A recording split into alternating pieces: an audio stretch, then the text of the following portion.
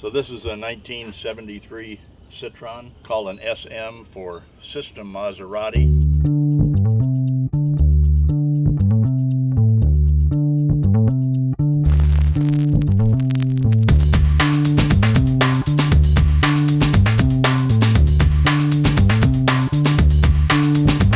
It was first introduced in late 1970, and at that time Citroen owned Maserati, and they created this car. The front end is quite a bit wider than the rear end. It has a drag coefficient of around 0.24, and I don't think there are many cars today that have such low drag, and it enabled this car to go 140 miles an hour. For the US, they increased the displacement to 3 liters, about 190 horsepower. They couldn't do that in Europe because there was a big penalty for displacement.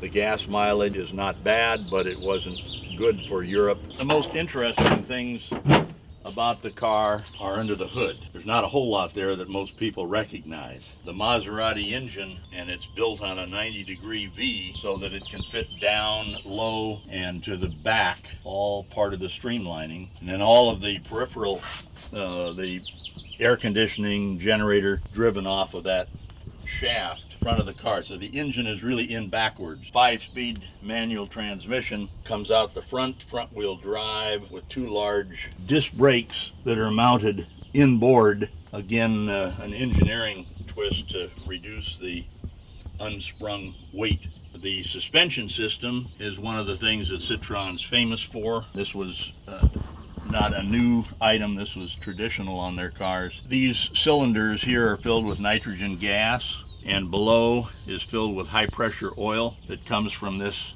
hydraulic oil pump over 2,000 pounds pushing against the nitrogen gas. There's one for each wheel. They say, whether it's an urban legend or not, I don't know, that you can take off any one of the 4 tires and still drive the car, that the hydraulic system will compensate for that. The front end, unfortunately, in the American version didn't have the 6 lights that came with it in Europe.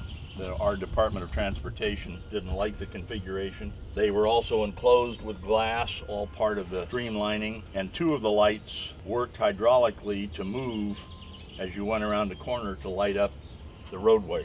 Most of the cars came with leather, full leather interior. This has fabric. Of course, it's 45 years old now. But it is still very comfortable. Once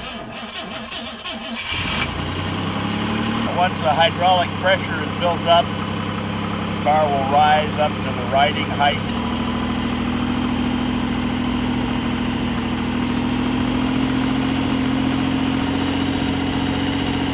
There are several heights available. Now this is the maximum position. If you want to jack up the car, you put it in this position, put a jacking tool in that slot, and then you lower it to the low position, and half the car stays in the air. All right, that little round donut looking thing is what we would call a brake pedal. Yeah, it's you push on it. It doesn't move, but maybe just a little bit, but it actuates the hydraulic brakes. You get used to it pretty quickly, but when you first look at it, you think, where's the pedal and how come it's not moving? 5-speed transmission, ashtray for the French smokers. But I bought it in 1989, I think it was. I had receipts on the car going back 5 or 6 years, and they all match, and it doesn't take a lot of maintenance. They last well, but every couple of thousand miles you have to have the chains tensioned, and people in the US, they're not used to taking a car in that frequently. You can run into trouble if you don't do that. Other than that, it's a pretty reliable engine. Citroen wasn't driven by style. They were driven by what the engineers said they needed. And if the engineers wanted it a certain way, that's the way it was built, even if it looked funny. There are only a few people in the world that still work on them with any degree of skill. And one of them happens to be in Canyon country, about 75 miles from here. And he's been working on these cars since they were first introduced. He's my age, so it'd be nice to have the engine rebuilt before he retires. I didn't know anything about him, and then in the 80s I was reading that this car in 1972, which was really its first full year of production, was Motor Trend Car of the Year, which was a big deal. It beat out the Porsche 911S and several other Mercedes and other cars. And I began reading about it, and as a mechanical engineer, I said, God, you know, it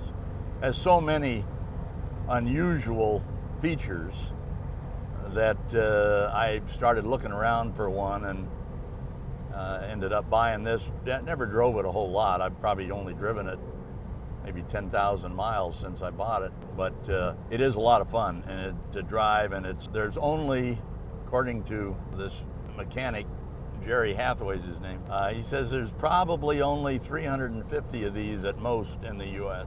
There's probably no car made today that rides any better than this does. The suspension is very smooth, almost regardless of what road you're on. And after all these years, I don't think I've really had anything done to the suspension. Even though the car is reliable, if you took it across country, something happened. Even something as minor as a hydraulic system or a cooling system issue, you might have to find yourself towing the car a long way to get it worked on.